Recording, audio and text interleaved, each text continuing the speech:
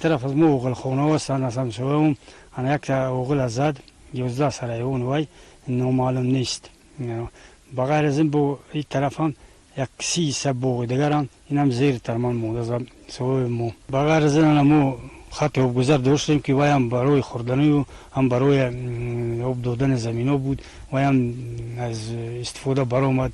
بغیر از این با جیبور کلونی که با مخشلوق میبود در مسافت 500 متر وای هم استفاده برآمدگی، چون که این حضور کی میشد کی نمیشد نامعلوم.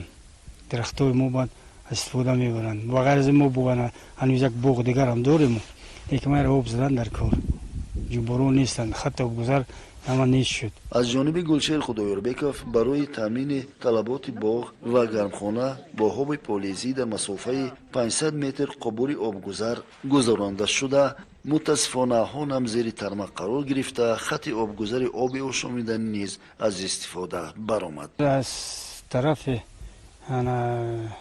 فوکس اومدن نماینده و شنجو از طرف اولت‌های فوق‌العاده اومدن ما را به حساب گرفتند رفتند.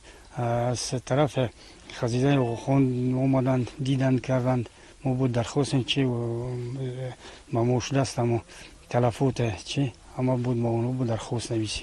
بدون خواجگی دهقانی خدایوربک باز 4 خواجگی دیگر نیز آسیب گرفته 11 سرحیوان میده و یک سرقطاس باشندگان این موضع در درون عاقل زیر عاقبت‌های ترمه‌فروری مانده نابود گردیدند. از ضرب ترمه حتی درختان قوی ارر نیز شکسته خوشبختانه بدون خسارات مالی خسارات جانی به قید گرفته نشد. طول 23 سال است که در اینجا سکونت دارم، لیکن هیچ وقت چنین ترمه‌فروری را ندیده ایستادم و از باباهای و ماماهایی که پرسیدیم که های هیچ وقت هم این خیل ترمه‌فروری رو دیدید، همه گفتن که نه ندیدیم.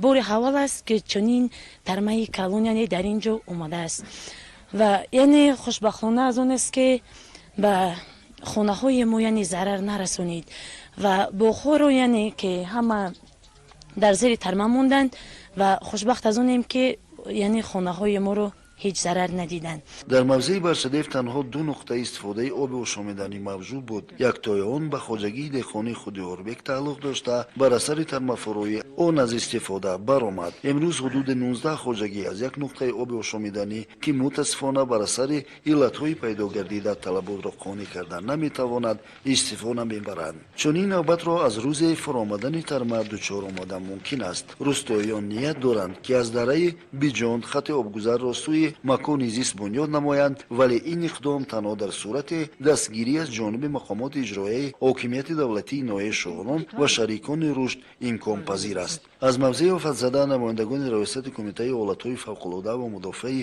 گраждани ولایت مختار کوهستان بدخشان دیدن نموده حجم پیشکی خسارات را معین نمودند. گلشیر خدایوربکов امید دارد که باغ را زینو بنیاد نموده همچنان گرمخانه زیر ترمه مانده را از نو سامان دهد. در عملی گردیدن این اقدام به دستگیری مقامات اجرایی حکومت دولتی ناحیه شغلان و همکاری‌های سودمند با شریکان رشد امید می‌بندد. چنانه میگویند نیت نیک نیم دولت است.